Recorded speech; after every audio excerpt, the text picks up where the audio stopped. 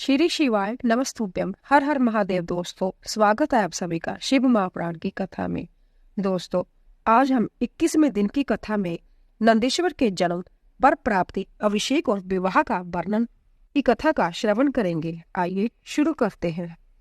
नंदेश्वर कहते हैं कि मुने, वन में जाकर मैंने एकांत स्थान में अपना आसन लगाया और उत्तम बुद्धि का आश्रय ले मैं उग्र तप में प्रवृत्त हुआ, जो बड़े बड़े मुनियों के लिए भी दुष्कर था। उस समय मैं नदी के पावन उत्तर तट पर सदृढ़ रूप से ध्यान लगाकर बैठ गया और एकाग्र तथा समाहित मन से अपने हृदय कमल के मध्य भाग में 3 नेत्र, 10 भुजा तथा 5 मुख वाले शांति स्वरूप देवाधिदेव सदा शिव ध्यान करके रुद्र मंत्र का जप करने लगा।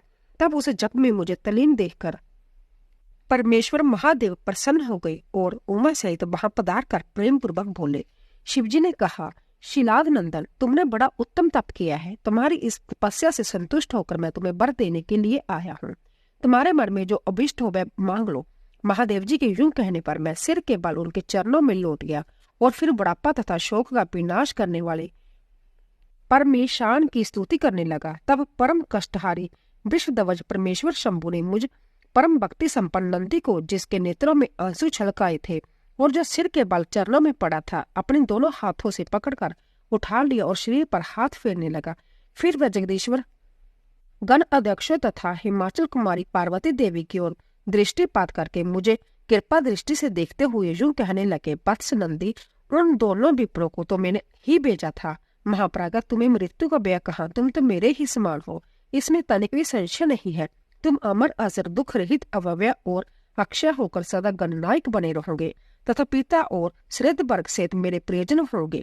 तुम में मेरे ही समान बल होगा। तुम नित्य मेरे पार्श्व भाग में स्थित रहोगे और तुम पर निरंतर मेरा प्रेम बना रहेगा। मेरी कृपा से जन्म, जरा और मृत्यु तुम पर अपना प्रभाव नहीं डाल सकेंगे। नंदीश्वर कहते हैं, मुने, यूं कहकर कृपा सागर शंभु ने कमलों की बनी हुई अपनी शिरोमाला को उतारकर तुरंत ही मेरे गले में डाल दिया। हे विप्र, उस शुभ माला के गले में पड़ते ही मैंने 3 नेत्रों, 10 भुजाओं से संपन्न हो गया तथा द्वितीय शंकर सा प्रतीत होने लगा। तदंतर परमेश्वर शिव ने मेरा हाथ पकड़कर पूछा, बताओ अब तुम्हें कौन सा उत्तम वर दूं। फिर उन वृषध्वज ने अपनी जटा में स्थित हार के समान निर्मल जल को हाथ में ले, तुम नदी हो जाओ, यूं कहकर उसे छोड़ दिया। तब वह जल उत्तम ढंग से बहने वाली स्वच्छ जल से परिपूर्ण महान वेगशालिनी दिव्या रूपा 5 सुंदर नदियों के रूप में परिवर्तित हो गई। उनके नाम थे जटोदका, त्रिस्त्रोता, वृषधवनी, स्वर्ण अधिका और जम्बू नदी। मुनि, जय पंचनद शिव के पृष्ठ भाग के भांति परम शुभ है। महेश्वर के निकट उसका नाम लेने से जब परम पावन हो जाता है। जो मनुष्य पंचनद पर जाकर स्नान और जप करके परमेश्वर शिव का पूजन करता है, वह शिव समुज्य को प्राप्त होता है, इसमें संशय नहीं। फिर शंभु ने उमा से कहा, मैं नंदी का अभिषेक करके इसे गण अध्यक्ष बनाना चाहता हूँ, इस विषय में तुम्हारी क्या राय है। तब उमा बोली, देवेश, आप नंदी को गण अध्यक्ष पद प्रदान कर सकते हैं, क्योंकि परमेश्वर जह शिलादनंदन मेरे लिए पुत्र श्रीखा है, इसलिए नाथ जह मुझे बहुत प्यारा है। तदंतर भक्त वत्सल भगवान शंकर ने अपने अतुल बलशाली गणों को बुलाकर उनसे कहा। शिव जी बोले, गणनायकों, तुम सब लोग मेरी एक आज्ञा का पालन करो। जह मेरे प्रिय पुत्र नंदीश्वर सभी गणनायकों का अध्यक्ष और गणों का नेता है, इसीलिए तुम सब लोग मिलकर इसका मेरे गणों के अदिति पद पर प्रेम पूर्वक अभिषेक करो। आज से जय नंदीश्वर तुम लोगों का स्वामी होगा। नंदीश्वर कहते हैं, मुने, शंकर जी के इस कथन पर सभी गणनायकों ने एवं मस्तु कहकर उसे स्वीकार कर लिया और वह सामग्री जुटाने में लग गए। फिर सब देवताओं और मुनियों ने मिलकर मेरा अभिषेक किया। तदंतर मारुतों की मनोहारिणी दिव्य कन्या स्योषा से मेरा विवाह करवा दिया। उस समय मुझे बहुत सी दिव्य वस्तुएं मिली। महामुने, इस प्रकार विवाह करके मैंने अपनी उस पत्नी के साथ शंभु, शिवा, ब्रह्मा और श्री हरि के चरणों में प्रणाम किया। तब त्रिलोकेश्वर भक्त वत्सल भगवान शिव पत्नी से मुझसे परम प्रेम पूर्वक बोले। ईश्वर ने कहा, सतपुत्र, जय तुम्हारी प्रिया स्योषा और तुम मेरी बात सुनो। तुम मुझे परम प्रिय हो, अंत्य में स्नेह पूर्वक तुम्हें मनोवांछित वर प्रदान करूंगा। गणेश्वर, नंदीश, देवी पार्वती सहित मैं तुम पर सदा संतुष्ट हूँ, इसीलिए वत्स तुम मेरा उत्तम वचन श्रवण करो। तुम मेरे अटूट प्रेमी वशिष्ठ, परम ऐश्वर्य संपन्न महाजोगी, महान धनुर्धारी, अजय, सबको जीतने वाले महाबली और सदा पूज्य होंगे। जहाँ मैं रहूंगा वहां तुम्हारी स्थिति होगी, और जहाँ तुम रहोगे वहां मैं उपस्थित रहूंगा। यही दशा तुम्हारे पिता और पिता माँ की भी होगी। पुत्र, तुम्हारे जो महाबली पिता परम ऐश्वर्यशाली मेरे भक्त और गण अध्यक्ष होंगे। बस यह ही नियम तुम्हारे पिता माँ पर भी लागू होंगे। अंत में तुम सब लोग मुझसे वरदान प्राप्त करके मेरा सानिध्य प्राप्त करोगे। नंदीश्वर कहते हैं, मुने, फिर महाभागा उमा देवी वर देने के लिए उत्सुक हो। मुझ नंदीश देव बोली, बेटा तू मुझसे भी वर मांग ले, मैं तेरी सारी अभिष्ट कामनाओं को पूर्ण कर दूंगी। तब देवी के उस वचन को सुनकर मैंने हाथ जोड़कर कहा, देवी आपके चरणों में मेरी सदा उत्तम भक्ति बनी रहे। मेरी याचना सुनकर देवी ने कहा, एवं मस्तु, ऐसा ही होगा। फिर शिवानंदी की प्रियतमा पत्नी सुयोषा से बोली। देवी ने कहा, वत्स तुम भी अपना अभिष्ट वर ग्रहण करो। तुम्हारे 3 नेत्र होंगे, तुम जन्म बंधन से छूट जाओगी और पुत्र पुत्रों से संपन्न रहोगी तथा तुम्हारी मुझ में और अपने स्वामी में अटल भक्ति बनी रहेगी। नंदीश्वर कहते हैं, मुने, तदंतर शिव जी की आज्ञा से परम प्रसन्न हुए ब्रह्मा विष्णु तथा समस्त देवगणों भी प्रेम पूर्वक हम दोनों को वरदान दिया। फिर परमेश्वर शिव कुटुंब सहित मुझे अपना कर तथा उमा सहित वृषभ पर आरूढ़ हो संबंधियों एवं बांधवों के साथ अपने निवास स्थान को चल दिए। तब वहां उपस्थित विष्णु आदि समस्त देवता मेरी प्रशंसा तथा शिव शिवा की स्तुति करते हुए अपने अपने धाम को चल दिए। बस इस प्रकार मैंने तुमसे अपने अवतार का वर्णन कर दिया। महामुने, जय मनुष्य के लिए सदा आनंददायक और शिव भक्ति का वर्तक है। जो श्रद्धालु मानव भक्ति भक्त चित्त से मुझ नंदी के इस जन्म वर प्राप्ति अभिषेक और विवाह के वृत्तांत को सुनेगा अथवा दूसरों को सुनाएगा तथा पढ़ेगा या दूसरों को पढ़ाएगा, मैं इस लोक में संपूर्ण सुखों को भोग कर अंत में परम गति को प्राप्त होगा। तदंतर भगवान शंकर के भैरव अवतार का वर्णन करके नंदीश्वर ने कहा, महामुने, परमेश्वर शिव उत्तम से उत्तम लीलाएं रचने वाले तथा सत्पुरुषों के प्रेमी है। उन्होंने मार्गशीर्ष मास के कृष्ण पक्ष की अष्टमी को भैरव रूप से अवतार लिया था। इसलिए जो मनुष्य मार्गशीर्ष मास की कृष्ण अष्टमी को काल भैरव के संकट उपवास करके रात्रि में जागरण करता है, वह समस्त पापों से मुक्त हो जाता है। जो मनुष्य अनंतर भी भक्ति पूर्वक जागरण सहित इस व्रत का अनुष्ठान करेगा, वह भी महापापों से मुक्त होकर सदगति को प्राप्त हो जाएगा। प्राणियों के लाखों जन्मों में किए हुए जो पाप है वह सब के सब काल भैरव के दर्शन से निर्मल हो जाते हैं। जो मूर्ख काल भैरव के भक्तों का अनिष्ट करता है वह इस जन्म में दुख भोग कर पुण्य दुर्गति को प्राप्त होता है। जो लोग विश्वनाथ के तो भक्त है परंतु काल भैरव की भक्ति नहीं करते, उन्हें महान दुख की प्राप्ति होती है। काशी में तो इसका विशेष प्रभाव पड़ता है। जो मनुष्य वाराणसी में निवास करके काल भैरव का भजन नहीं करता, उसके पाप शुक्ल पक्ष के चंद्रमा की भांति बढ़ते रहते हैं। जो काशी में प्रत्येक सोमवार की कृष्ण अष्टमी के दिन काल राज का भजन पूजन नहीं करता, उसका पुण्य कृष्ण पक्ष के चंद्रमा के समान क्षीण हो जाता है।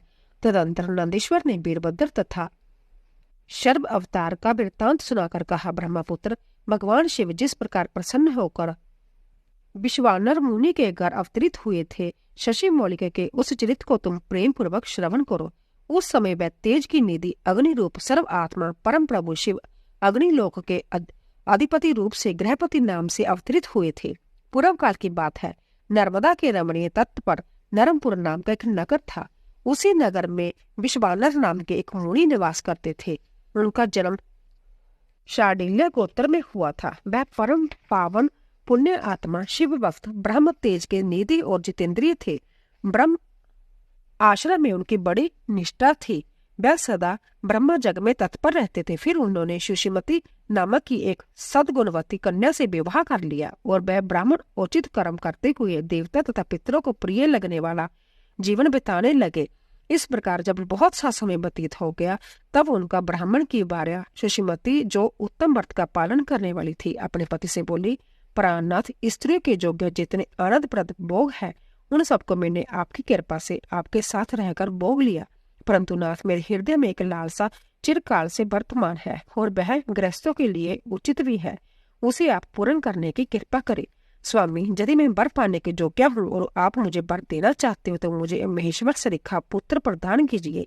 इसके अतिरिक्त मैं दूसरा वर नहीं चाहती। नंदीश्वर जी कहते हैं, मुने, पत्नी की बात सुनकर पवित्र व्रतपरायण ब्राह्मण विश्वानर शनिवार के लिए समाधिस्थ हो गए और हृदय में जो विचार करने लगे, ओ मेरी इस सुषमांगी पत्नी ने कैसा अंतर दुर्लभ वर मांगा है, या तो मेरे मनोर्थ पद से बहुत दूर है। अच्छा शिव जी तो सब कुछ करने में समर्थ है, ऐसा प्रतीत होता है, मानो उन शंभू ने ही इसके मुख में बैठकर वाणी रूप से ऐसी बात कही है, अन्यथा दूसरा कौन ऐसा करने में समर्थ हो सकता है। तदंतर वह एक पत्नी बरती मुनि विश्वानर पत्नी को आश्वासन देकर वाराणसी में गए और घोर तप के द्वारा भगवान शिव के वीरेश लिंग की आराधना करने लगे। इस प्रकार उन्होंने 1 वर्ष पर्यंत भक्ति पूर्वक उत्तम वीरेश लिंग की त्रिकाल अर्चना करते हुए अवधूत तप किया। 13वां मास आने पर एक दिन वह द्विजवर प्रांतः काल त्रिपथ गामनी गंगा के जल में स्नान करके ज्यों ही वीरेश के निकट पहुंचे, ज्यों ही उन तपोधन के उस लिंग के मध्य एक 8 वर्षीय विभूति भूषित बालक दिखाई दिया। उस नगन शिशु के नेत्र कानों तक फैले हुए थे, होंठों पर गहरी लालिमा छाई हुई थी, मस्तक पर पीले रंग की सुंदर जटा सुशोभित थी और मुख पर हंसी खेल रही थी। वह शेष बोजित अलंकार और चिता बसम धारण किए हुए था तथा अपनी लीला से हंसता हुआ श्रुति सूक्तों का पाठ कर रहा था। उस बालक को देखकर विश्वानर मुनि कृतार्थ हो गए और आनंद के कारण उनका शरीर रोमांचित हो उठा तथा बारंबार नमस्कार है जो उनका हृदय उदागर फुट पड़ा। फिर वह अभिलाषा पूर्ण करने वाले 8 पद्मों द्वारा बाल रूपधारी परम आनंद स्वरूप शंभु का स्तवन करते हुए बोले। विश्वानर ने कहा, भगवान आप ही एकमात्र अद्वितीय ब्रह्म है। जय सारा जगत आपका ही स्वरूप है, जहाँ नेक कुछ भी नहीं है। जय बिल्कुल सत्य है कि एकमात्र रुद्र के अतिरिक्त दूसरे किसी की सत्ता नहीं है। इसीलिए मैं आप महेश की शरण ग्रहण करता हूँ। शंभु आप ही सबके कर्ता हरता है तथा जैसे आत्म धर्म एक होते हुए भी अनेक रूप से दिखता है, उसी प्रकार आप भी एक रूप होकर नाना रूप में व्याप्त है। फिर भी आप रूप रहित है, इसीलिए आप ईश्वर के अतिरिक्त मैं किसी दूसरे की शरण नहीं ले सकता। जैसे रज्जु में सर्प, सिप्पी में चांदी और मृग मरीचि चाक में जल प्रवाह का बाण मिथ्या है, उसी प्रकार जिसे जान लेने पर यह विषय प्रपंच मिथ्या भाषित होता है, उन महेश्वर की मैं शरण लेता हूँ।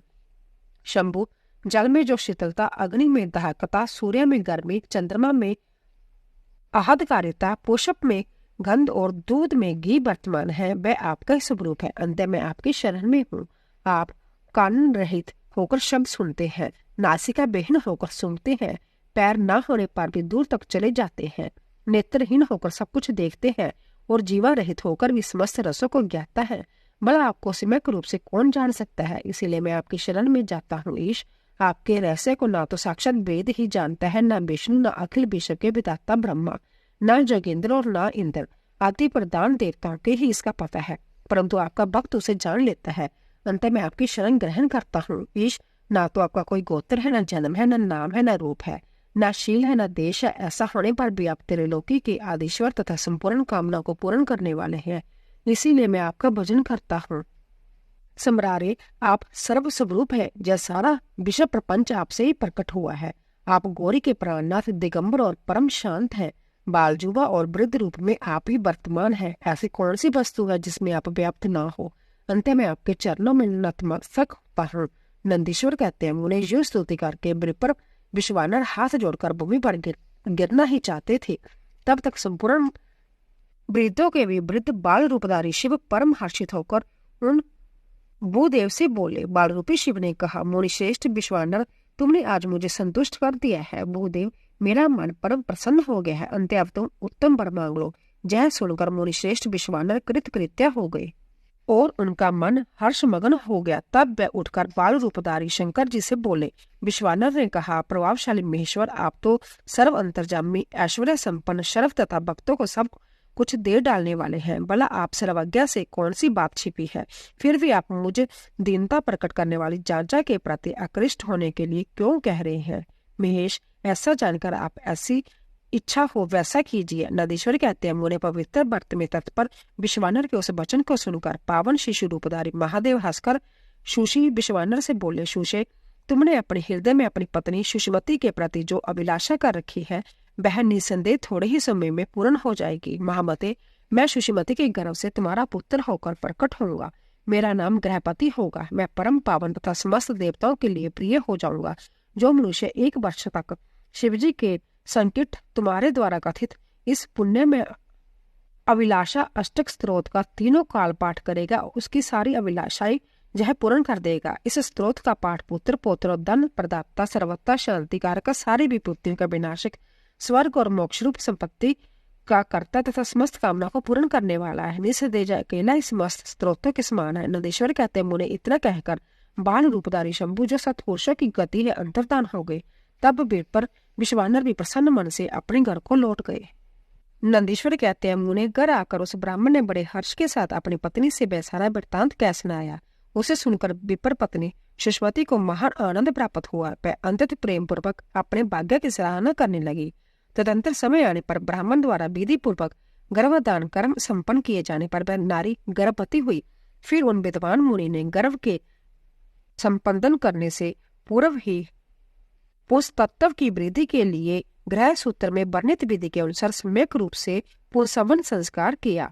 फिर 8वां महीना आने पर कृपालु विश्वानर ने सुखपूर्वक प्रसन्न होने के अभिप्राय से गर्भ के रूप की समृद्धि करने वाले सीमंत संस्कार संपन्न कराया।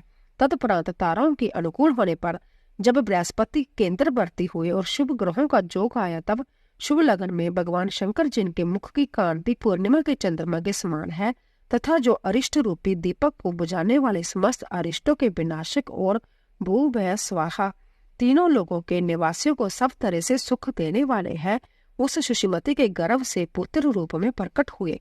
उस समय गंध को वहन करने वाले बाजू के बाहर में दिशारूपी बंधुओं के मुख पर बस्तर से बन गए, अर्थात चारों ओर कालीकटा उमड़ आई। वह घनघोर बादल उत्तम गंध वाले पुष्प समूहों की वर्षा करने लगे। देवताओं की दुंदुभियां बजने लगी। चारों ओर दिशाएं निर्मल हो गई। प्राणियों के मनों और साथ साथ सरिताओं का जल निर्मल हो गया। प्राणियों की वाणी सर्वथा कल्याणी और प्रियवासिनी हो उठी। संपूर्ण प्रसिद्ध ऋषि मुनि तथा देवता जक्ष किन्नर विद्याधर आदि मंगल द्रव्यालय लेकर पधारे। संभ्या ब्रह्मा जी ने नम्रता पूर्वक उसका जातकर्म संस्कार किया और उस बालक के रूप तथा वेद का विचार करके यह निश्चय किया कि इसका नाम गृहपति होना चाहिए। फिर 11वें दिन उन्होंने नामकरण की विधि के अनुसार वेद मंत्रों का उच्चारण करते हुए उसका गृहपति ऐसा नामकरण किया। फिर सबके पितामह ब्रह्मा चारों वेदों में कथित आशीर्वाद मंत्रों द्वारा उसका अभिनंदन करके हंस पर आरूढ़ हो अपने लोक को चले गए। तत्परांत शंकर भी लौकिक की गति का आश्रय ले उस बालक की उचित रक्षा का विधान करके अपने वाहन पर चढ़कर अपने धाम को पधार गए। इसी प्रकार श्री हरि ने भी अपने लोक की राह ली। इस प्रकार सभी देवता ऋषि मुनि आदि भी प्रशंसा करते हुए अपने अपने स्थान को पधार गए।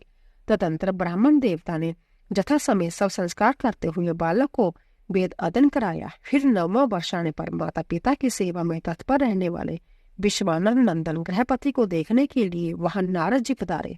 बालक ने माता पिता सहित नारद जी को प्रणाम किया। फिर नारद जी ने बालक की हस्तरेखा जीवा तालु आदि देखकर कहा, मुनि विश्वानर, मैं तुम्हारे पुत्र के लक्षणों का वर्णन करता हूँ, तुम आदर पूर्वक उसे श्रवण करो। तुम्हारा यह पुत्र परम भाग्यवान है। इसके संपूर्ण अंगों के लक्षण शुभ है, किंतु इसके सर्वगुण संपन्न संपूर्ण शुभ लक्षणों से संबित और चंद्रमा के समान संपूर्ण निर्मल कल्याण से सुशोभित होने पर भी विधाता ही इसकी रक्षा करे।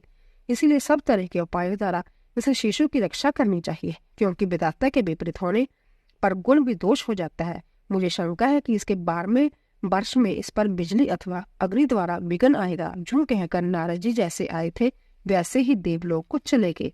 सनंतर कुमार जी का नारद जी का कथन सुनकर पत्नी सहित विश्वानर ने समझ लिया कि जय तो बड़ा भयंकर वज्रपात हुआ। फिर वह हाय मैं मारा गया यूं कहकर छाती पीटने लगे और पुत्र शोक से व्याकुल होकर गहरी मूर्छा के वशीभूत हो गए।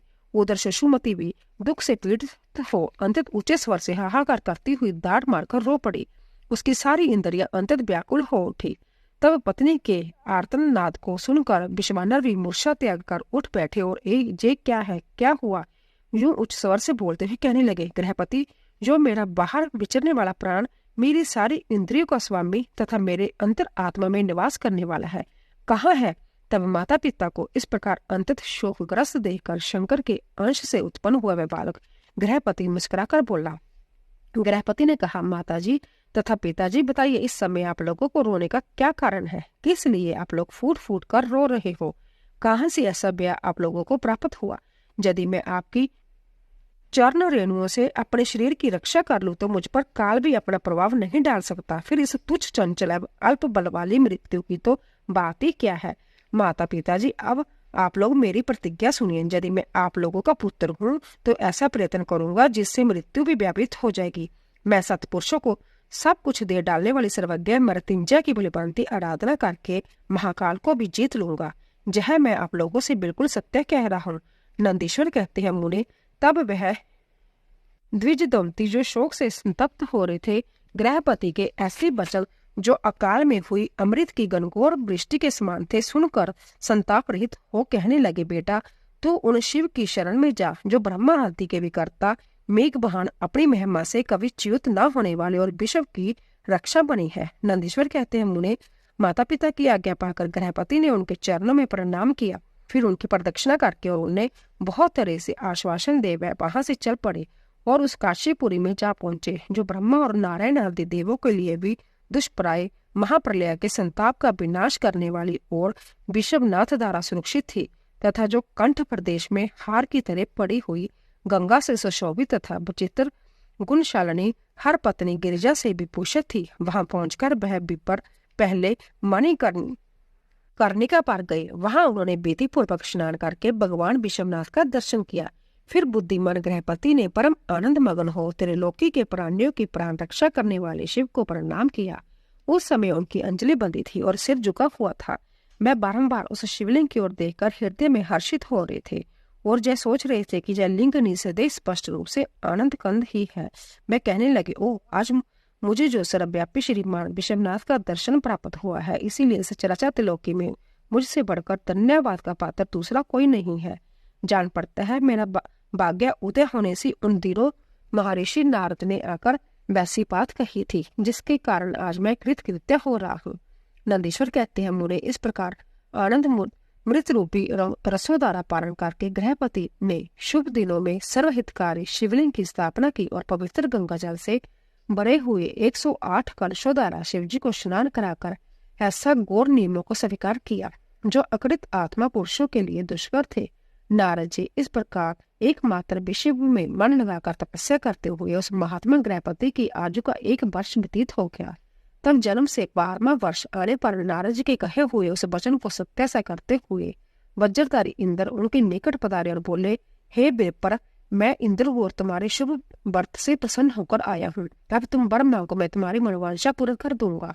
तब गृहपति ने कहा, भगवान मैं जानता हूँ आप वज्रधारी इंद्र हैं, परंतु वृत्र छत्रों मैं आपसे बरजाचना करना नहीं चाहता। मेरे वरदायक तो शंकर जी ही होंगे। इंद्र बोले, शिशु शंकर मुझसे भिन्न थोड़े ही है। अरे मैं देवराज हूँ, अंत तुम अपनी मूर्खता का परित्याग करके वर मांग लो, देर मत करो। गृहपति ने कहा, पाकशासन आप अहल्या का सती तत्व नष्ट करने वाले दुराचारी पर्वत शत्रु ही है ना। आप जाइए, क्योंकि मैं पशुपति के अतिरिक्त किसी अन्य देव के सामने स्पष्ट रूप से प्रार्थना करना नहीं चाहता। नंदीश्वर कहते हैं, मुने गृहपति के उस वचन को सुनकर इंद्र के नेत्र क्रोध से लाल हो गए।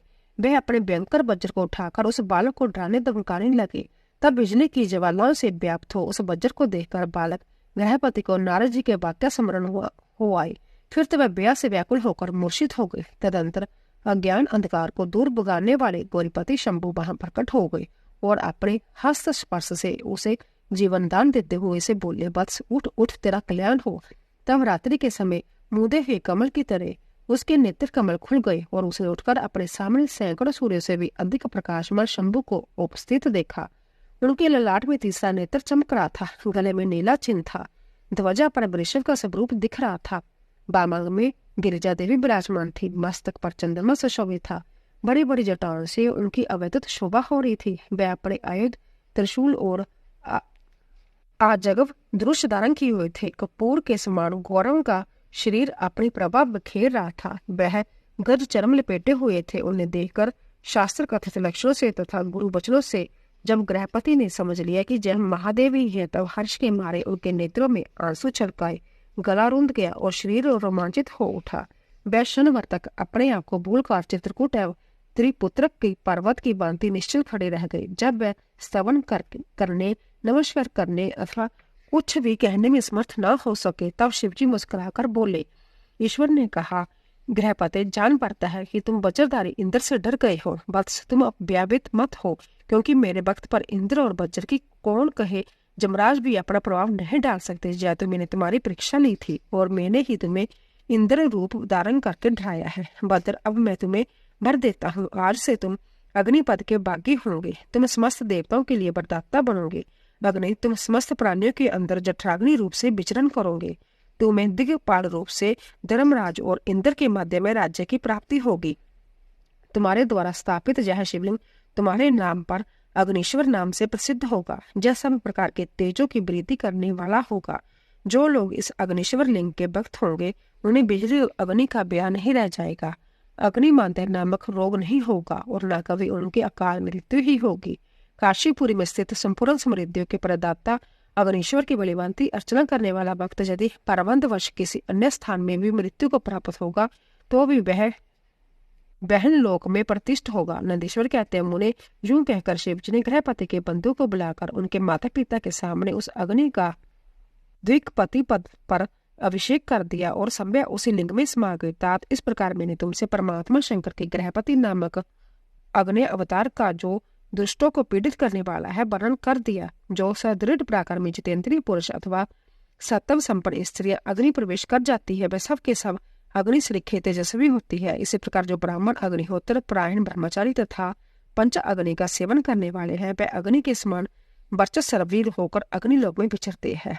जो शीतकाल में शीत निवारण के निमित्त बोझ की बोझ लकड़ियां दान करता है अथवा जो अग्नि की इष्टि करता है वह अग्नि के संकेत निवास करता है। जो श्रद्धा पूर्वक किसी अनाथ मृतक का अग्नि संस्कार कर देता है अथवा संभव शक्ति न होने पर दूसरों को प्रेरित करता है वह अग्निलोक में प्रशंसित होता है।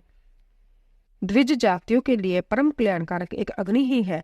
वही निश्चित रूप से गुरु देवता बर्थ तीर्थ तथा सब कुछ है। जितनी अपावन वस्तुएं हैं वह सब अग्नि का संसर्ग होने से उसी क्षण पावन हो जाती है।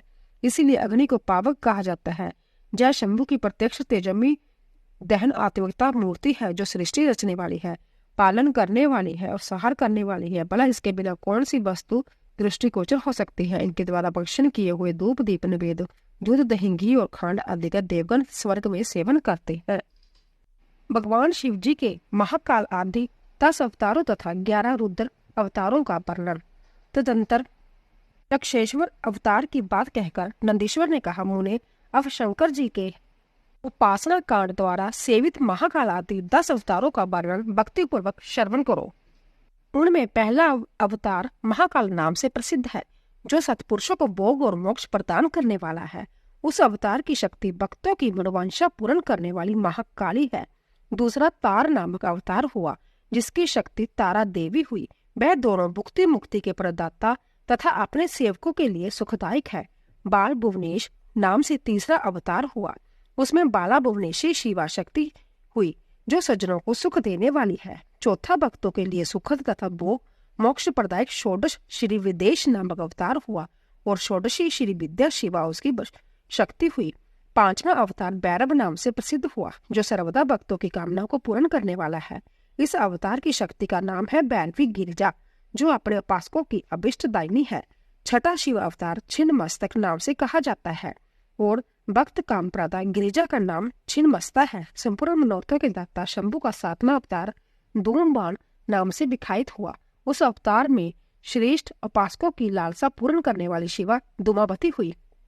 शिवजी का 8वां सुखदायक अवतार बगलामुख है। उसकी शक्ति महान आनंददायिनी बगलामुखी नाम से विख्यात हुई। 9वां शिव अवतार मातंग नाम से कहा जाता है। उस समय संपूर्ण अभिलाषा को पूर्ण करने वाली शर्वाणी मातंगी हुई। शंभु के मुक्ति मुक्ति रूप फल प्रदान करने वाली 10वें अवतार का नाम कमल है जिसमें अपने भक्तों का सर्वथा पालन करने वाली गिरिजा कमला कहलाई। यही शिव जी के 10 अवतार है। यह सबके सब भक्तों तथा सत्पुरुषों के लिए सुखदायक तथा भोग मोक्ष के प्रदाता है। जो लोग महात्मा शंकर के इन 10 अवतारों की निर्विकार भाव से सेवा करते हैं उन्हें जो नित्य नाना प्रकार के सुख देते रहते हैं। मुने इस प्रकार मैंने 10 अवतारों का महात्म्य वर्णन किया है। तंत्र शास्त्र में तो जय सर्व काम प्रद बतलाया गया है। मुने इन शक्तियों की भी अवैधुत महिमा है। तंत्र आदि शास्त्रों में इस महिमा का सर्व काम प्रद रूप से वर्णन किया गया है। जय नित्य दुष्टों को दंड देने वाली और ब्रह्म तेज की विशेष रूप से वृद्धि करने वाली है। ब्राह्मण इस प्रकार मैंने तुमसे महेश्वर के महाकाल आदि 10 शिव अवतारों का शक्ति सहित वर्णन कर दिया। जो मनुष्य समस्त शिव पर्वों के अवसर पर इस परम पावन कथा का भक्ति पूर्वक पाठ करता है वह शिव जी का परम प्यारा हो जाता है। इस आख्यान का पाठ करने से ब्राह्मण के ब्रह्मा तेज की वृद्धि होती है, क्षत्रिय विजय लाभ करता है, वैश्य धनपति हो जाता है और शूद्र को सुख की प्राप्ति होती है। सब धर्मपरायण शिव भक्तों को यह चरित्र सुनने से सुख प्राप्त होता है और उनकी शिव भक्ति विशेष रूप से बढ़ जाती है। मुने, अब मैं शंकर जी के एकादश श्रेष्ठ अवतारों का वर्णन करता हूँ, सुनो। उन्हें श्रवण करने से असत्य धर्म जनित बाधा पीड़ा नहीं पहुंचा सकती। पूर्व काल की बात है, एक बार इंद्र आदि समस्त देवता दैत्यों से पराजित हो गए। तब वह भयभीत हो अपनी पूरी अमरावती को छोड़कर भाग खड़े हुए। जो दैत्यों द्वारा अंततः पीड़ित हुए वह सभी देवता कच्छप जी के पास चले गए। वहां उन्होंने परम व्याकुलता पूर्वक हाथ जोड़े मस्तक झुकाकर उनके चरणों में अभिवादन किया और उनकी बलिभांति स्तवन करके आदर पूर्वक अपने आने का कारण प्रकट किया तथा दैत्यों द्वारा पराजित होने से उत्पन्न हुए अपने सारे दुखों को कह सुनाया। तात तब उनके पिता कच्छप जी देवताओं की उस कष्ट कहानी को सुनकर अधिक दुखी नहीं हुए, क्योंकि उनकी बुद्धि शिवजी में आसक्त थी। मुने, उन शांत बुद्धि मुनि ने धैर्य धारण करके देवताओं को आश्वासन दिया और संभव परम हर्षपूर्वक विश्वनाथपुरी काशी को चल पड़े। वहां पहुंचकर उन्होंने गंगा जी के जल में स्नान करके अपना नित्य नियम पूरा किया और फिर आदर पूर्वक उमा सहित सर्वेश्वर भगवान विश्वनाथ की बलिभांति अर्चना की। तदंतर शंभु दर्शन के उद्देश्य से एक शिवलिंग की स्थापना करके वह देवताओं के हितार्थ परम प्रसन्नता पूर्वक घोर तप करने लगे।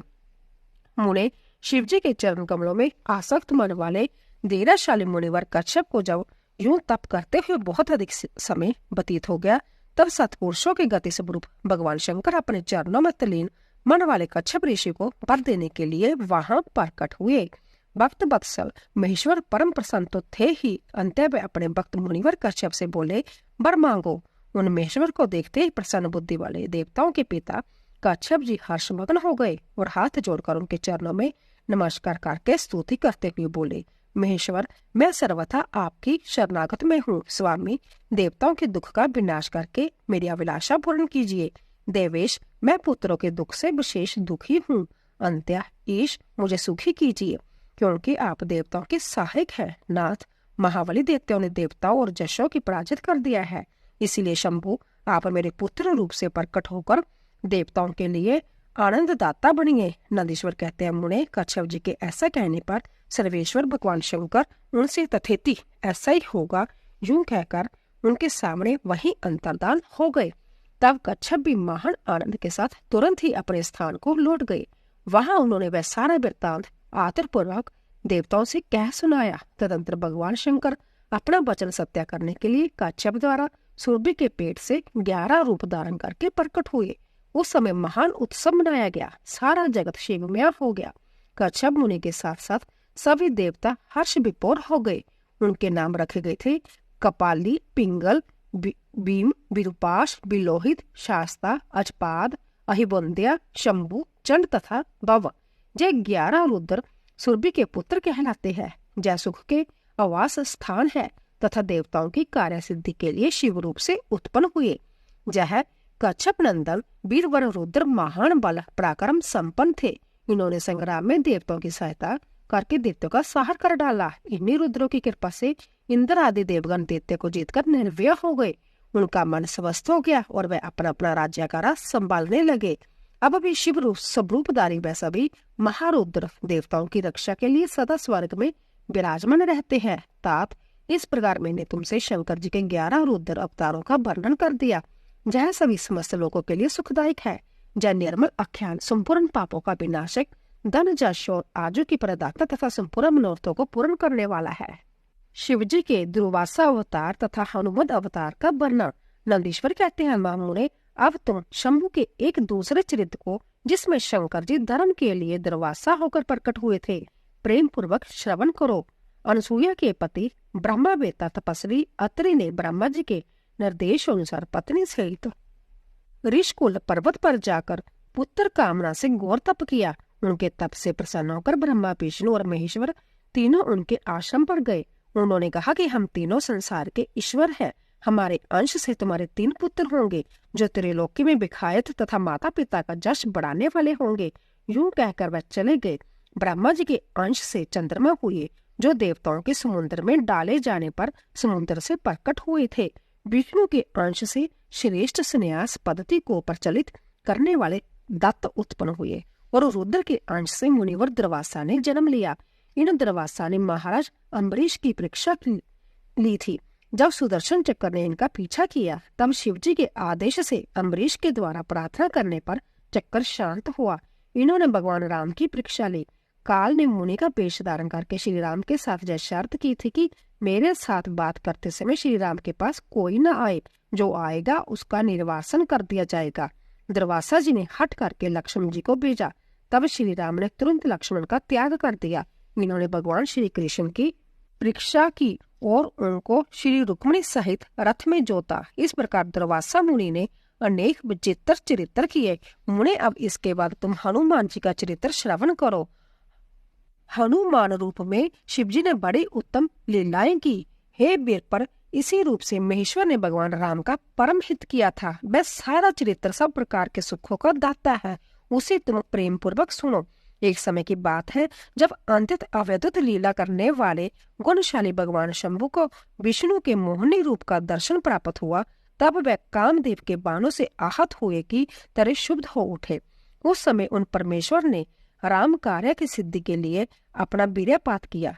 तब सप्तऋषि ने उस वीर्य को पत्र पुटक में स्थापित कर लिया, क्योंकि शिवजी ने ही राम कार्य के लिए आदर पूर्वक उनके मन में प्रेरणा की थी। फिर उन महर्षियों ने शंभु के उस वीर्य को राम कार्य की सिद्धि के लिए गौतम कन्या अंजनी में कान के रास्ते स्थापित कर दिया।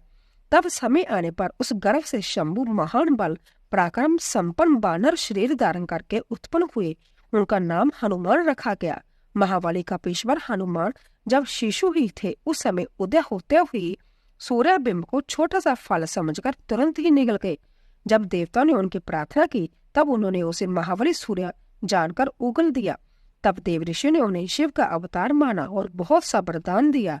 तदंतर हनुमान अत्यंत हर्षित होकर अपनी माता के पास गए और उन्होंने यह सारा वृत्तांत आदर पूर्वक कह सुनाया। फिर माता की आज्ञा से धीर वीर कपि हनुमान ने नित्य सूर्य के निकट जाकर उनसे अनायास सी सारी विद्याएं सीख ली।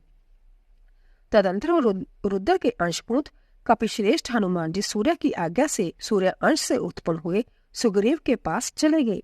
इसके लिए उन्हें अपनी माता से भी अनुज्ञा मिल चुकी थी। तदंतर नंदीश्वर ने भगवान राम का संपूर्ण चरित्र संक्षेप से वर्णन करके कहा, मुने, इस प्रकार कपिश्रेष्ठ हनुमान ने सब तरह से श्री राम का कार्य पूरा किया।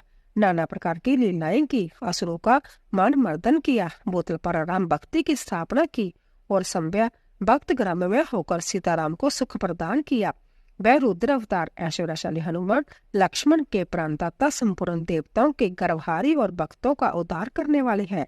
महावीर हनुमान सदा राम कार्य में तत्पर रहने वाले, लोक में रामदूत नाम से विख्यात, दैत्यों के सहारक और भक्त वत्सल है। तात इस प्रकार मैंने हनुमान जी का श्रेष्ठ चरित्र, जो धन कीर्ति और आजू का वर्धक तथा संपूर्ण अभिष्ट फलों का दाता है, पुल से वर्णन कर दिया।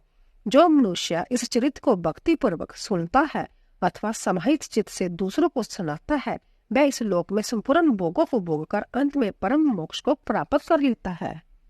भगवान शिव जी के पिपलाद अवतार के प्रसंग में देवताओं की दधीचि से मुनि से अस्थि जांचना। तदंतर महेशा अवतार तथा वृषभ अवतार का चरित्र सुनाकर नंदीश्वर ने कहा, महाबुद्धिमान सनातन कुमार जी, अब तुम अंतित आहत पूर्वक महेश्वर के पिपलाद नामक परम उत्कृष्ट अवतार का वर्णन श्रवण करो। यह उत्तम आख्यान भक्ति की वृद्धि करने वाला है। मुनीश्वर, एक समय दैत्यों ने बत्रासुर की सहायता से इंद्र आदि समस्त देवताओं को पराजित कर दिया। तब उन सभी देवताओं ने सहसा दधीचि के आश्रम में अपने अपने अस्त्रों को फेंक कर तत्काल ही हार मान ली।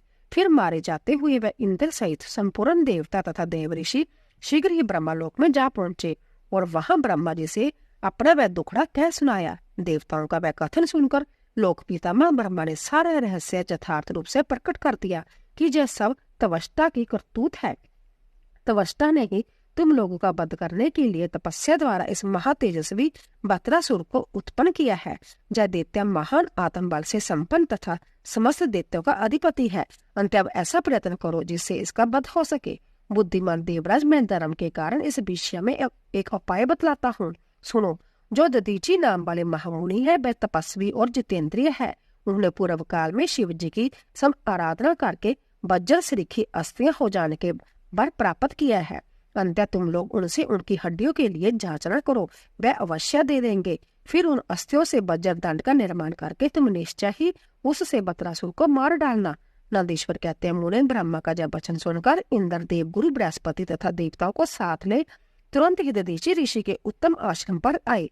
वहां इंद्र ने आचरण सहित दधीचि मुनि का दर्शन किया और आदर पूर्वक हाथ जोड़कर उन्हें नमस्कार किया।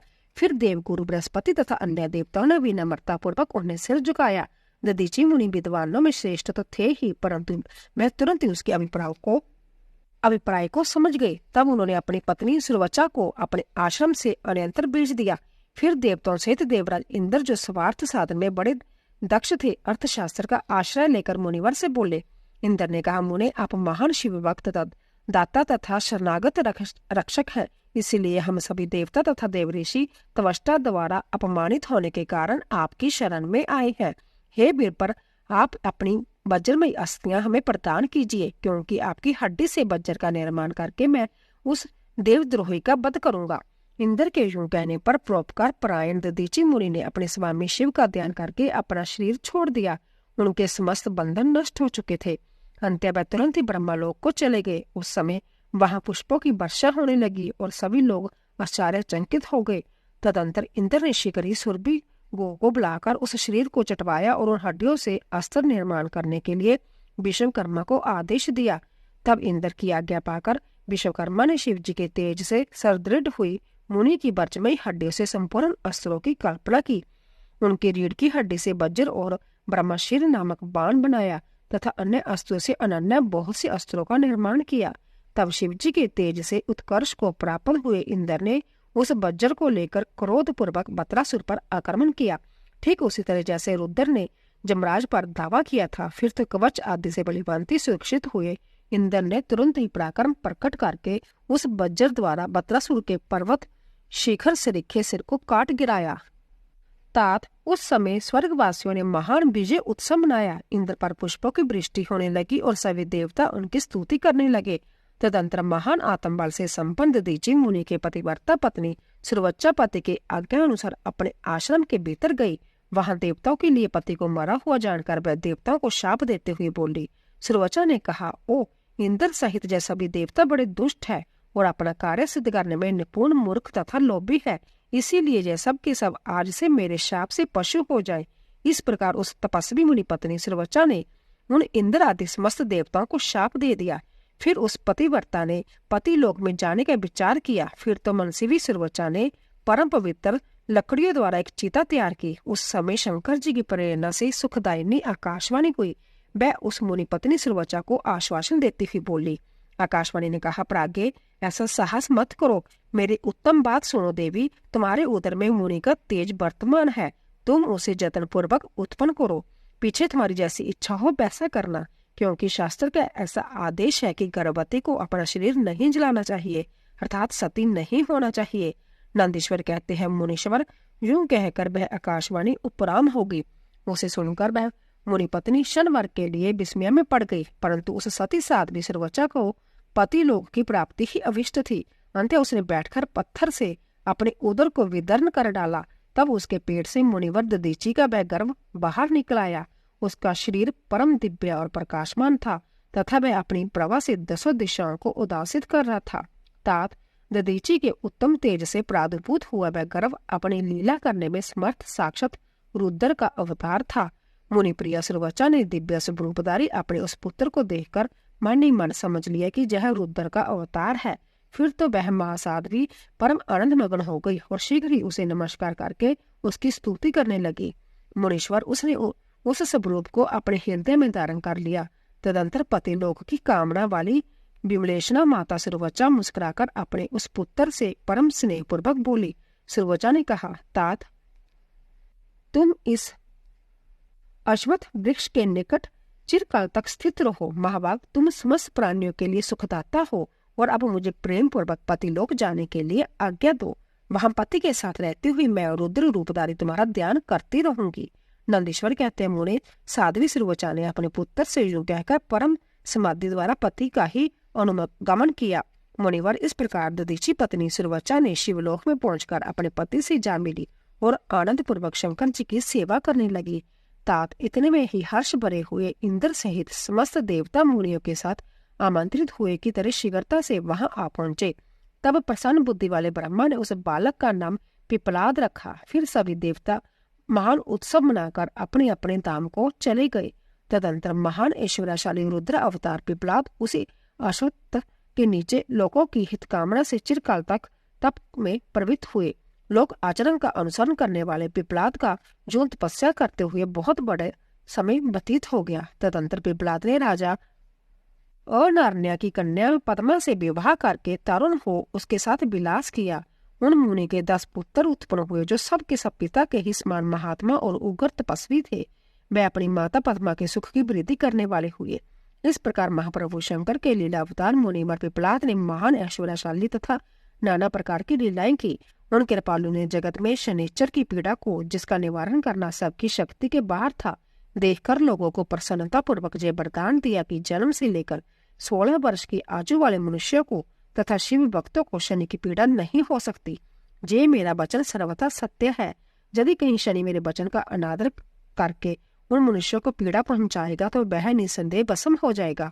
तात इसीलिए उस ब्याह से बीत हुआ ग्रह श्रेष्ठ शनिश्चर विकृत होने पर भी वैसे मनुष्य को कभी पीड़ा नहीं पहुंचाता।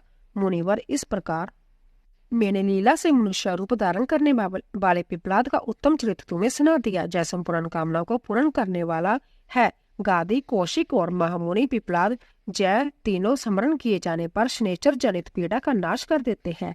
वह मुनिवर दधीचि जो परम ज्ञानी सत्पुरुषों के प्रिय तथा महान शिव भक्त थे, धन्य है जिनके जहाँ संभव आत्मज्ञानी महेश्वर पिपलाद नामक पुत्र होकर उत्पन्न हुए। तात यह आख्यान निर्दोष स्वर्ग पद कुग्रह जनित दोषों का सहारक संपूर्ण मनोरथ का पूर्ण करके शिव भक्ति की विशेष वृद्धि करने वाला है। तदंतर वैश्यनाथ अवतार का वर्णन करके नंदीश्वर ने दिशवेश अवतार का प्रसंग चलाया। वह बोले, तात पहले जिन नृप श्रेष्ठ बदराजु का परिचय दिया गया था और जिन पर भगवान शिव ने रेशव रूप में अनुग्रह किया था, उनमें नरेश के धर्म की परीक्षा लेने के लिए वे भगवान फिर द्वेष रूप में प्रकट हुए। रेशव के प्रभाव से रणभूमि में शत्रुओं पर विजय पाकर शक्तिशाली राजकुमार बदराजु जब राज्य सिंहासन पर आरूढ़ हुए, तब राजा चंद्रगंध तथा रानी समंतनी की बेटी सती साध्वी कीर्तिमालिनी के साथ उनका विवाह हुआ। किसी समय राजा बदराजु ने अपनी धर्मपत्नी के साथ बसंत ऋतु में वन विहार करने के लिए एक गहन वन में प्रवेश किया। उनकी पत्नी शरणागत जनों का पालन करने वाली थी। राजा का भी ऐसा ही नियम था। उन राज दंपति की धर्म में कितनी दृढ़ता है, इसकी परीक्षा के लिए पार्वती सहित भगवान शिव ने एक लीला रची। शिव और शिव उस वन में ब्राह्मणी और ब्राह्मण के रूप में प्रकट हुए।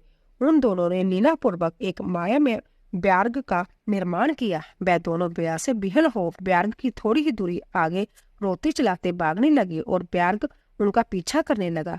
राजा ने उन्हें इस अवस्था में देखा। वह ब्राह्मण दंपति भी ब्याह से विहल हो महाराज की शरण में गए और इस प्रकार बोले। ब्राह्मण दंपति ने कहा, महाराज हमारी रक्षा कीजिए, रक्षा कीजिए। वह ब्याग हम दोनों को खा जाने के लिए आ रहा है। समस्त प्राणियों को काल के समान ब्याह देने वाला यह हिंसक प्राणी हमें अपना आहार बनाए, इसके पूर्व भी आप हम दोनों को बचा लीजिए। उन दोनों का यह करुण क्रंदन सुनकर महावीर राजा ने ज्यों ही धनुष उठाया त्यों ही ब्यार्ग उनके निकट आ पहुंचा। उसने ब्राह्मणी को पकड़ लिया। वह बेचारी हा नाथ, हा पर्णव वल्लभ, हा शंभो, हा जगत गुरु इत्यादि कहकर रोने और विलाप करने लगी। ब्यार्ग बड़ा भयानक था। उसने ज्यों ही ब्राह्मणी को अपना ग्रास बनाने की चेष्टा की त्यों ही बदराजु ने तीखे बाणों से उसके मर्म में आघात किया, परंतु उन बाणों से उस महाबली ब्यार्ग को तनिक भी व्यथा नहीं हुई।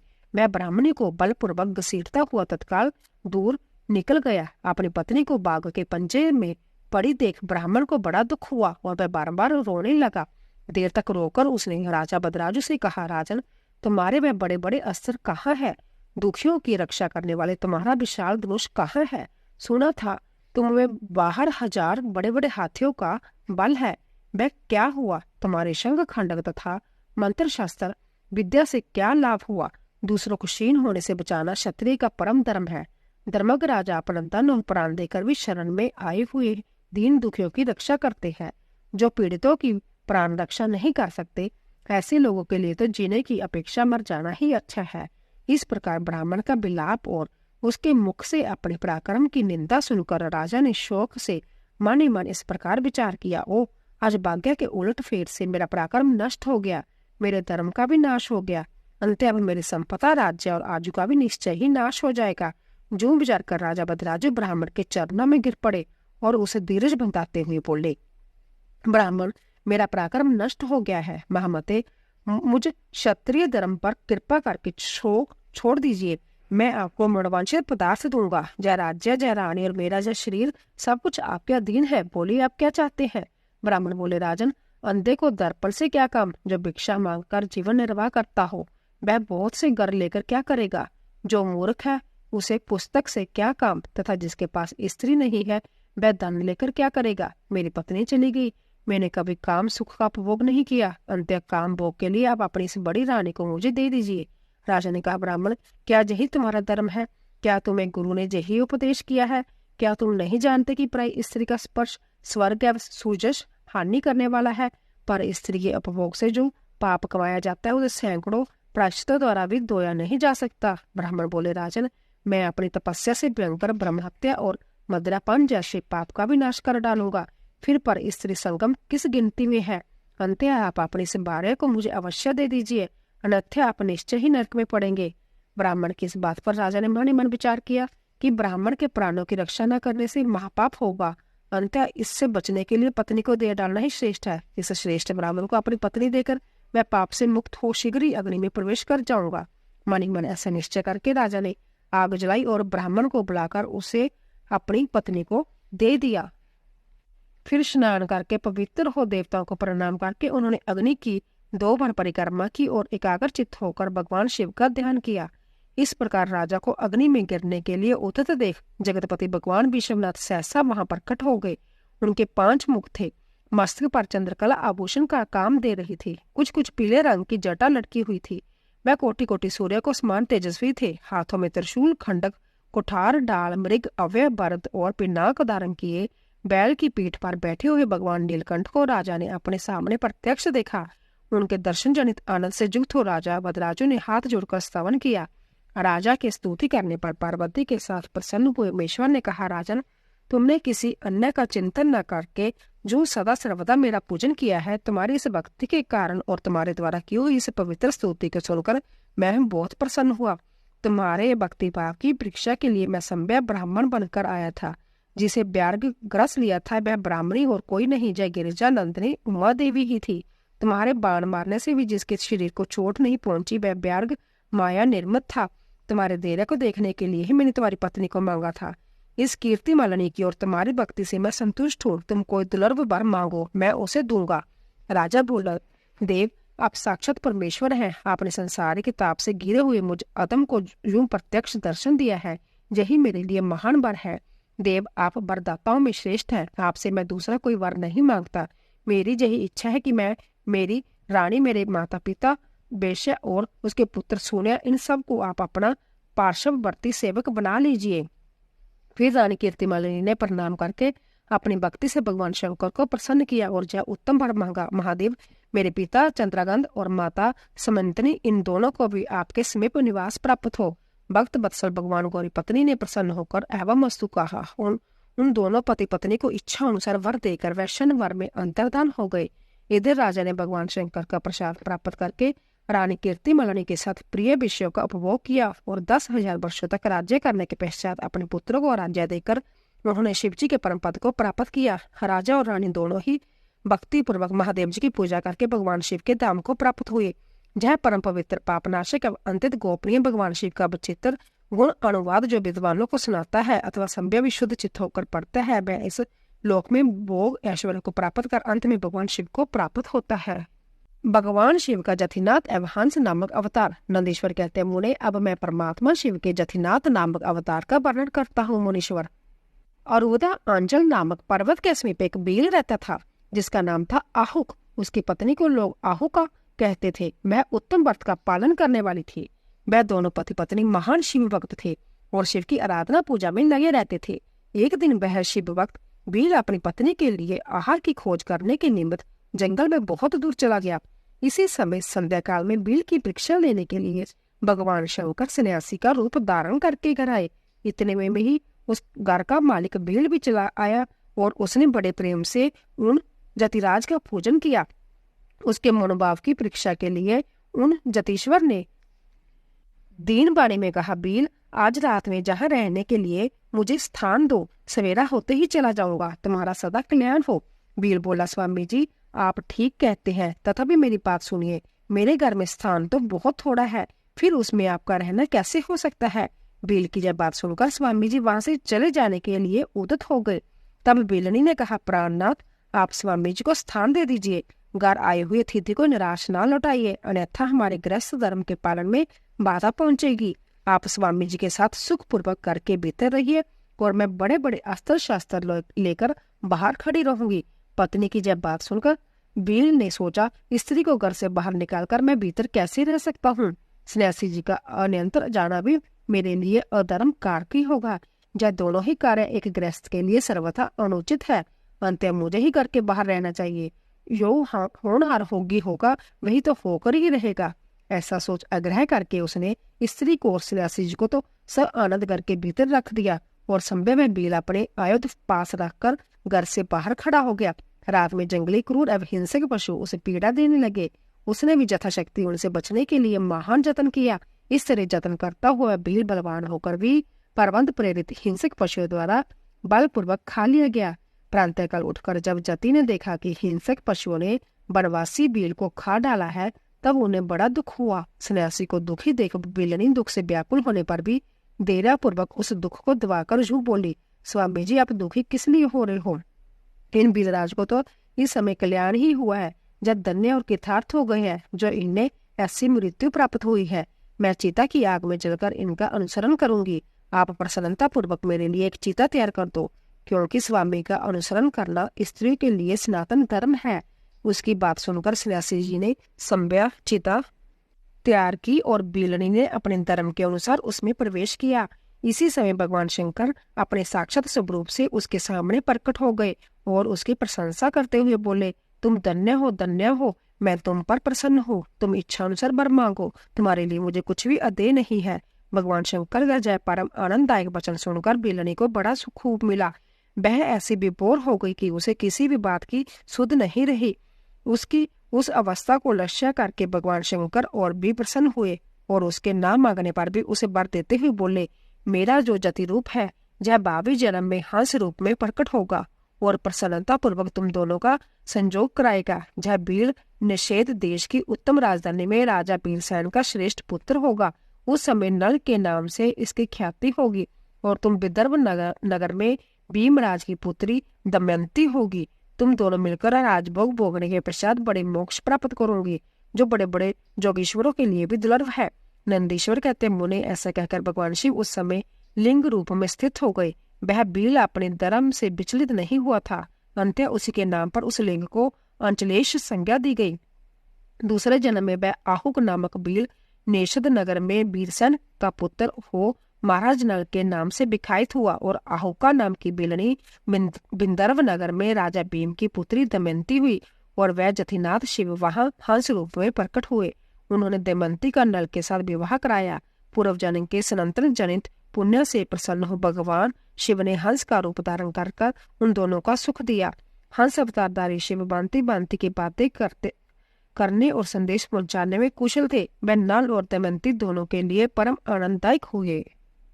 भगवान शिव के कृष्ण दर्शन नामक अवतार की कथा। नंदीश्वर कहते हैं, सनातन कुमार जी, भगवान शंभु के एक उत्तम अवतार का नाम कृष्ण दर्शन है, जिसने राजा नबग को ज्ञान प्रदान किया था। उसका वर्णन करता हूँ, सुनो। श्राद्ध देव नामक मनु के जो इक्ष्वाकु आदि पुत्र थे, उनमें नवव का नाम नवग था, जिनका पुत्र नावाक नाम से प्रसिद्ध हुआ।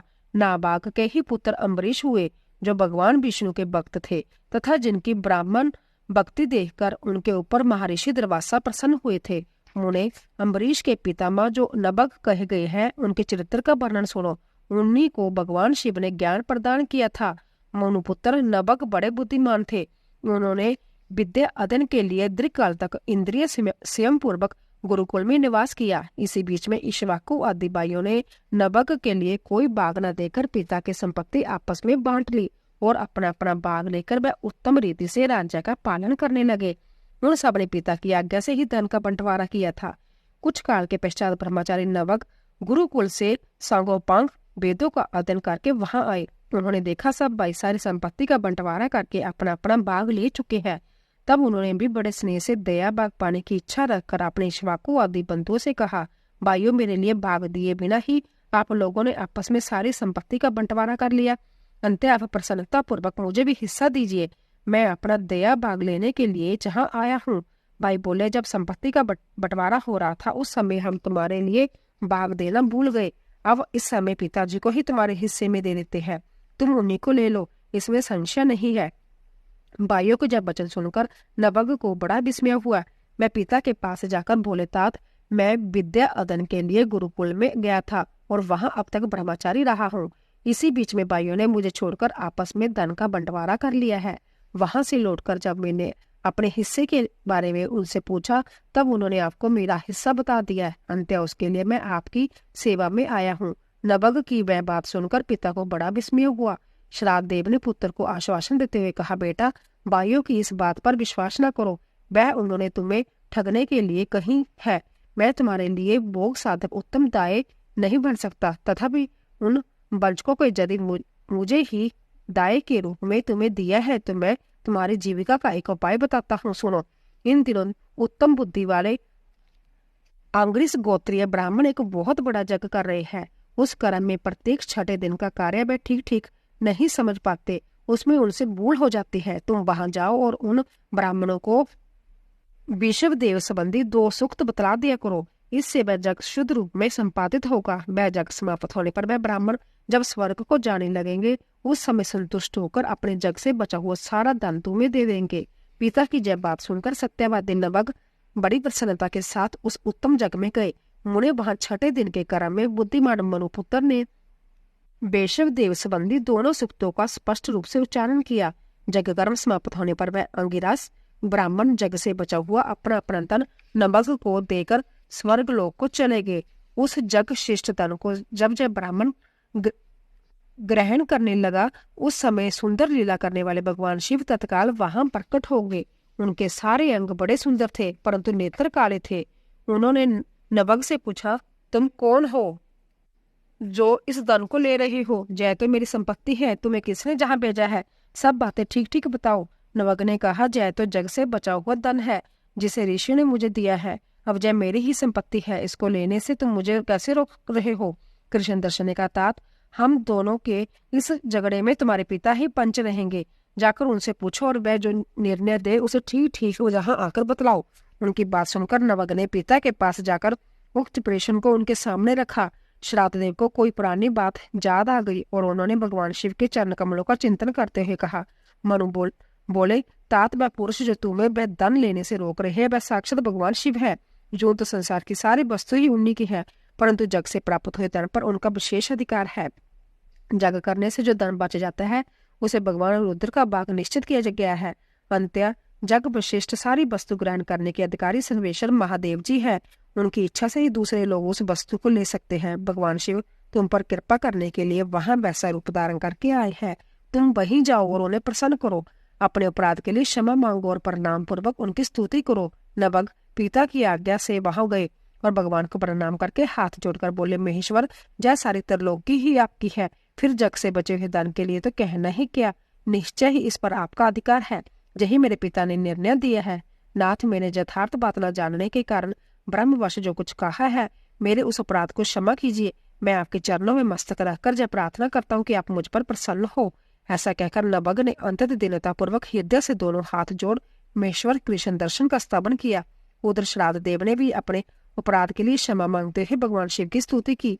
तदंतर भगवान रुद्र ने मन ही मन प्रसन्न हो नवग को कृपा दृष्टि से देखा और मुस्कुराते हुए कहा, कृष्ण दर्शन बोले, नवग तुम्हारे पिता ने जो धर्म अनुकूल बात कही है वह ठीक ही है।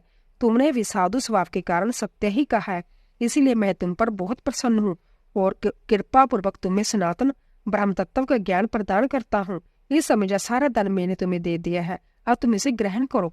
इस लोक में निर्विकार रहकर सुख भोगो। अंत में मेरी कृपा से तुम्हें सदगति प्राप्त होगी।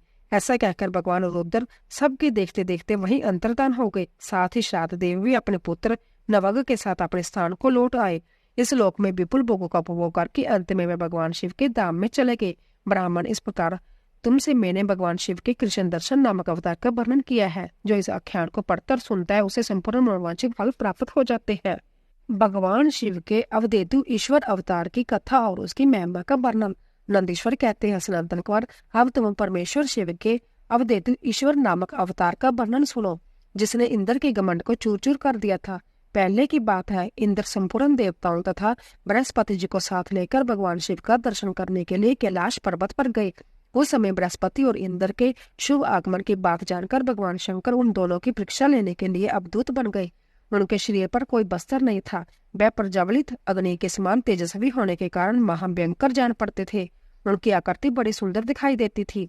वह राह रोकर खड़े थे। बृहस्पति और इंद्र ने शिव के समीप जाते समय देखा, एक अवैध शरीरधारी पुरुष रास्ते के बीच में खड़ा है। इंद्र को अपने अधिकार पर बड़ा गर्व था, इसीलिए वह यह न जान सके कि यह साक्षात भगवान शंकर है। उन्होंने मार्ग में खड़े हुए पुरुष से पूछा, तुम कौन हो? इस नगन अवधेतु वेश में कहाँ से आए हो? तुम्हारा नाम क्या है? सब बातें ठीक ठीक बताओ, देर न करो। भगवान शिव अपने स्थान पर है, जा इस समय कहीं अन्यंत्र गए हैं। मैं देवताओं तथा गुरु के साथ उन्हीं के दर्शन के लिए जा रहा हूँ। इंद्र के बार बार पूछने पर भी महान कौतुक करने वाले अहंकार हारी महाजोगी त्रिलोकीनाथ शिव कुछ न बोले, चुप ही रहे। तब अपने ऐश्वर्य का घमंड रखने वाले देवराज इंद्र रोष में आकर उस जटाधारी पुरुष को फटकारा और इस प्रकार कहा। इंद्र बोले, अरे मूढ़ दुर्मते, तू बार बार पूछने पर भी उत्तर नहीं देता। अंत तुझे वज्र से मारता हूँ, देखो कौन तेरी रक्षा करता है। ऐसा कहकर उस दिगंबर पुरुष की ओर क्रोधपूर्वक देखते हुए इंद्र ने उसे मार डालने के लिए वज्र उठाया। यह देख भगवान शंकर ने शीघ्र ही उस वज्र का संतावन कर दिया। उनकी बाह अकड़ गई, इसीलिए वह वज्र का प्रहार न कर सके। तदंतर वह पुरुष तत्काल ही क्रोध के कारण तेज से प्रज्वलित हो उठा, मानो इंद्र को जलाए देता हूँ। भुजाओं के स्तंभित हो जाने के कारण शशि वल्लभ इंद्र क्रोध से उस सरफ की भांति जलने लगे, जिसका पराक्रम मंत्र के बल से अवरुद्ध हो गया। बृहस्पति ने उस पुरुष को अपने तेज से प्रज्वलित होता देख तत्काल ही जैसा समझ लिया कि जैसा साक्षात भगवान हर है। फिर तो वह हाथ जोड़ प्रणाम करके उनकी स्तुति करने लगे। स्तुति के पश्चात उन्होंने इंद्र को उनके चरणों में गिरा दिया और कहा, दीनानाथ महादेव, जय इंद्र आपके चरणों में पड़ा है, आप इसका और मेरा उद्धार करें। हम दोनों पर क्रोध नहीं प्रेम करें। महादेव, शरणागत इंद्र की रक्षा कीजिए। आपके ललाट से प्रकट हुई जय आग इन्हें जलाने के लिए आ रही है। बृहस्पति की जब बात सुनकर अवधूत वेशधारी करुणा सिंधु शिव ने हंसते हुए कहा, अपने नेत्र से रोषवश बाहर निकली हुई अग्नि को मैं पुण्य कैसे धारण कर सकता हूँ? क्या सर्प अपनी छोड़ी हुई कैचुल को फिर ग्रहण करता है? बृहस्पति बोले, देव, भगवान भक्त सदा ही कृपा के पात्र होते हैं। आप अपने भक्त वत्सल नाम को चरितार्थ कीजिए और इस भयंकर तेज को कहीं अन्यंत्र डाल दीजिए। रुद्र ने कहा, देवगुरु, मैं तुम पर प्रसन्न हूँ, इसीलिए उत्तम वर देता हूँ। इंद्र को जीवन दान देने के कारण आज से तुम्हारा एक नाम जीव भी होगा। मेरे ललाटवर्ती नेत्र से जो आग प्रकट हुई है, इसे देवता नहीं सह सकते। अंत इसको मैं बहुत दूर छोड़ूंगा, जिससे यह इंद्र को पीड़ा ना दे सके। ऐसा कहकर अपने तेज से पूर्व उस अवैध अग्नि को हाथ में लेकर भगवान शिव ने क्षार समुद्र में फेंक दिया। वहां फेंके जाते ही भगवान शिव का वह तेज तत्काल एक बालक के रूप में परिणित हो गया, जो सिंधु पुत्र जलंधर नाम से विख्यात हुआ। फिर देवताओं की प्रार्थना से भगवान शिव ने ही असुरों के स्वामी जलंधर का वध किया था। अवधूत रूप से ऐसी सुंदर लीला करके लोक कल्याणकारी शंकर वहां से अंतर्धान हो गए। फिर सब देवता अंततः निर्भय और सुखी हुए। इंद्र और बृहस्पति भी उस व्यय से मुक्त हो उत्तम सुख के बागी हुए।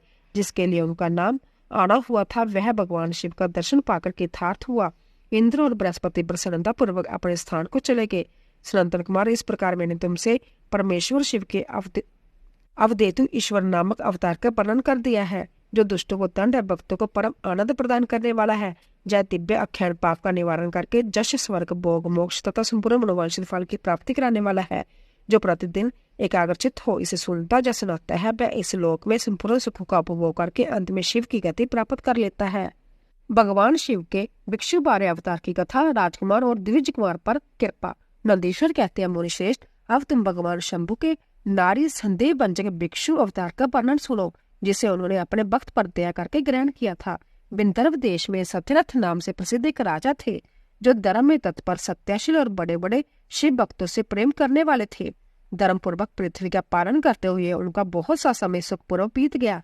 तदंतर किसी समय शालव देश के राजाओं ने उस राजा की राजधानी पर आक्रमण करके उसके चारों ओर से घेर लिया। बलवंत शालव देशी क्षत्रियों के साथ, जिनके पास बहुत बड़ी सेना थी, राजा सत्यरथ का बड़ा भयंकर युद्ध हुआ। क्षत्रियों के साथ दारुण युद्ध करके उनकी बड़ी भारी सेना नष्ट हो गई। फिर देवजोग से राजा भी शालवों के हाथों से मारे गए। उन नरेश के मारे जाने पर मरने से बचे हुए सैनिक मंत्रियों सहित बेहद से बेहल हो बाग खड़े हुए। उन्होंने उस समय गंधर्वराज सत्यरथ की महारानी क्षत्रियों से घिरी होने पर भी कोई प्रयत्न करके रात के समय अपने नगर से बाहर निकल गई। वह गर्भवती थी। अंत्य शोक से संतप्त हो भगवान शंकर के चरण बंदों की चिंतन करती हुई वह धीरे धीरे पूर्व दिशा की ओर बहुत दूर चली गई। सवेरा होने पर रानी ने भगवान शंकर की दया से एक निर्मल सरोवर देखा। उस समय तक वह बहुत दूर तक का रास्ता तय कर चुकी थी। सरोवर के तट पर आकर वह सुकुमारी रानी एक छायादार वृक्ष के नीचे बैठ गई। भाग्यवश उसी निर्जन स्थान में वृक्ष के नीचे ही रानी ने उत्तम गुणों से युक्त शुभ मुहूर्त में एक दिव्य बालक को जन्म दिया, जो सभी शुभ लक्षणों से संपन्न था। देववश उस बालक की जननी महारानी को बड़े जोर की प्यास लगी। तब वह पानी पीने के लिए उस सरोवर में उतरी। इतने में ही एक बड़े बारी ग्राह ने आकर रानी को अपना ग्रास बना लिया। वह बालक पैदा होते ही माता पिता से हीन हो गया और भूख प्यास से पीड़ित हो उस तालाब के किनारे जोर जोर से रोने लगा। इतने में ही उस पर कृपा करके भगवान महेश्वर वहां आ गए और उस शिशु की रक्षा करने लगे। उन्हीं की प्रेरणा से एक ब्राह्मणी अकस्मात वहां आ गई। वह विधवा थी, घर घर भीख मांगकर जीवन निर्वाह करती थी और अपने 1 वर्ष के बालक को गोद में लिए हुए उस तालाब के तट पर पहुंची थी। उसने एक अनाथ शिशु को वहां क्रदन करते हुए देखा। निर्जन वन में उस बालक को देखकर ब्राह्मणी को बड़ा विस्मय हुआ और वह माने मर विचार करने लगी, ओह, जब मुझे इस समय बड़े आश्चर्य की बात दिखाई देती है कि जब नवजात शिशु, जिसकी नाल भी अभी तक नहीं कटी है, पृथ्वी पर पड़ा हुआ है। इसकी माँ भी नहीं है, पिता आदि दूसरे कोई सहायक भी यहाँ नहीं दिखाई देते। क्या कारण हो गया? ना जाने जा किसका पुत्र है। इसे जानने वाला जा कोई भी नहीं है जिससे इसके जन्म के विषय में पूछूं। इसे देखकर मेरे हृदय में करुणा उत्पन्न हो गई है। मैं इस बालक का अपने ओर से पुत्र की भांति पालन पोषण करना चाहती हूँ, परंतु इसके कुल और जन्म आदि का ज्ञान न होने के कारण इसे छूने का साहस नहीं होता। ब्राह्मणी जब इस प्रकार विचार कर रही थी, उसी समय भक्त वत्सल भगवान शंकर ने बड़ी कृपा की। बड़ी बड़ी लीलाएं करने वाले महेश्वर एक सन्यासी का रूप धारण करके सहसा पहुंचे, जहां वह ब्राह्मणी संदेह में पड़ी हुई थी और यथार्थ बात को जानना चाहती थी। श्रेष्ठ भिक्षु का रूप धारण करके आए हुए करुणा निदान शिव ने उससे हंसकर कहा, ब्राह्मणी, अपने चित्त में संदेह और खेद को स्थान ना दे। जय बालक परम पवित्र है, तुम इसे अपना ही पुत्र समझो और प्रेम पूर्वक इसका पालन करो। ब्राह्मणी बोली, प्रभु, आप मेरे भाग्य से ही जहाँ पधारे हैं, इसमें संदेह नहीं कि मैं आपकी आज्ञा से इस बालक का अपने पुत्र की भांति पालन पोषण करूंगी। तथापि मैं विशेष रूप से यह जानना चाहती हूँ कि वास्तव में यह कौन है, किसका पुत्र है और आप कौन है जो इस समय जहाँ पधारे हैं। भिक्षुवर, मेरे मन में बार बार यह बात आती है कि आप करुणा सिंधु शिव ही हैं और यह बालक पूर्व जन्म में आपका भक्त रहा है। किसी कर्म दोष से यह इस दुर्वस्था में पड़ गया है। इसे भोगकर जब पुण्य आपकी कृपा से परम कल्याण का भागी होगा। मैं भी आपकी माया से ही मोहित हो मार्ग भूलकर जहाँ आ गई हूँ। आपने इसके पालन के लिए मुझे जहाँ भेजा है। भिक्षु प्रवर शिव ने कहा, ब्राह्मणी सुनो, जब बालक शिव भक्त गंधर्वराज सत्यरथ का पुत्र है। सत्यरथ को शालव देशीय क्षत्रियों ने युद्ध में मार डाला। उनकी पत्नी अंततः व्यर्ग हो रात में शीघ्रता पूर्वक अपने महल से बाहर भाग गई। उन्होंने जहां आकर इस बालक को जन्म दिया है। सवेरा होने पर वह प्यास से पीड़ित हो सरोवर में उतरी। उस समय देववश एक ग्राह ने आकर उन्हें अपना आहार बना लिया है। ब्राह्मणी ने पूछा, भिक्षुदेव, क्या कारण है कि इसके पिता राजा सत्यरथ श्रेष्ठ भोगों के उपभोग के समय बीच में ही शालव देशीय शत्रुओं द्वारा मार डाले गए? किस कारण से इस शिशु की माता को ग्राह ने खा लिया और यह शिशु जो जन्म से ही अनाथ और बंधुहीन हो गया, इसका क्या कारण है? मेरा अपना पुत्र भी अंततः दरिद्र एवं भिक्षुक क्यों हुआ तथा मेरे इन दोनों पुत्रों को भविष्य में कैसे सुख प्राप्त होगा? भिक्षुवर शिव ने कहा, इस राजकुमार के पिता गंधर्वराज पूर्व जन्म में पांडव देश के श्रेष्ठ राजा थे। वह सब धर्मों के ज्ञाता थे और संपूर्ण पृथ्वी का धर्म पूर्वक पालन करते थे। एक दिन प्रदोष काल में राजा भगवान शंकर का पूजन कर रहे थे और बड़ी भक्ति से त्रिलोकीनाथ महादेव जी की आराधना में संलग्न थे। उसी समय नगर में सब और बड़ा भारी कोलाहल मचा उस उत्कुट शब्द को सुनकर राजा ने बीच में ही भगवान शंकर की पूजा छोड़ दी और नगर में शोभ फैलने की आकांक्षा से राजभवन से बाहर निकल गए। इसी समय राजा का महाबली मंत्र शत्रु को पकड़कर उनके समीप ले आया। वह शत्रु पांड्य राज का ही सामंत था। उसे देखकर राजा ने क्रोधपूर्वक उसका मस्तक कटवा दिया। शिव पूजा छोड़कर नियम को समाप्त किए बिना ही राजा ने रात में भोजन भी कर लिया।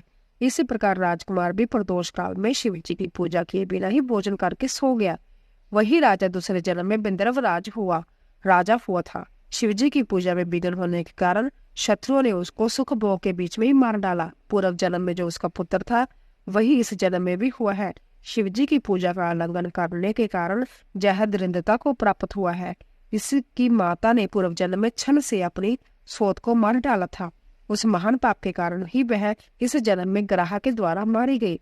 ब्राह्मणी, जय तुम्हारा पुत्र पूर्व जन्म में उत्तम ब्राह्मण था। इसने सारी आयु केवल दान देने में बिताई है, यज्ञ आदि सत्कर्म नहीं किए हैं, इसीलिए जय दरिद्रता को प्राप्त हुआ है।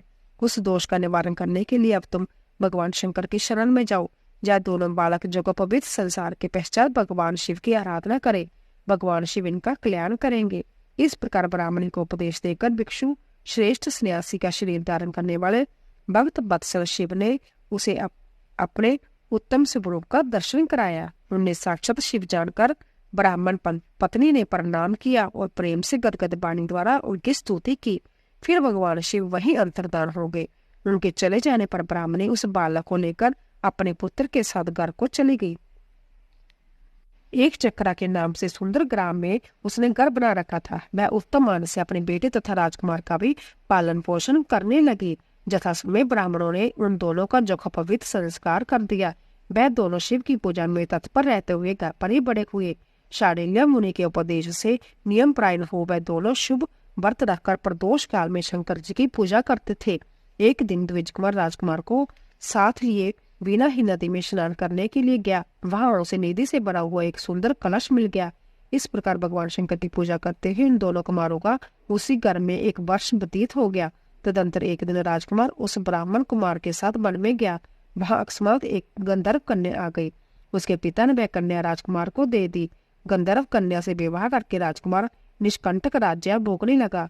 जिस ब्राह्मण पत्नी ने पहले अपने पुत्र की भांति उसका पालन पोषण किया था वही उस समय राजमाता हुई और वह ब्राह्मण कुमार उसका भाई हुआ। राजा का नाम धर्मगुप्त था। इस प्रकार देवेश्वर शिव की आराधना करके राजा धर्मगुप्त अपनी उस रानी के साथ गंधर्व देश में राजोचित सुख का उपभोग करने लगा। जहाँ मैंने तुमसे शिव के भिक्षु मेरे अवतार का वर्णन किया है, जिन्होंने राजा धर्मगुप्त को बालकाल से सुख प्रदान किया था। वह पवित्र आख्यान पापारी परम पावन चारों पुरुषार्थों का साधक तथा संपूर्ण अभिष्ट को देने वाला है। जो प्रतिदिन एकाग्रचित होकर इसे सुनता या सुनाता है वह इस लोक में संपूर्ण भोगों का उपभोग करके अंत में भगवान शिव के धाम में जाता है। बोले शिव शंकर भगवान की जय। दोस्तों, कल की कथा में हम भगवान शिव जी के 12 ज्योतिर्लिंग अवतारों का सविस्तार वर्णन करेंगे। बोले शिव शंकर भगवान की जय। तो दोस्तों, अगर आपको हमारी कथा पसंद आ रही हो प्लीज जाने से पहले कमेंट बॉक्स में ओम नमः शिवाय हर हर महादेव दोस्तों अवश्य लिखें और चैनल को सब्सक्राइब कीजिए, लाइक कीजिए और शेयर कीजिए। आप सभी का धन्यवाद।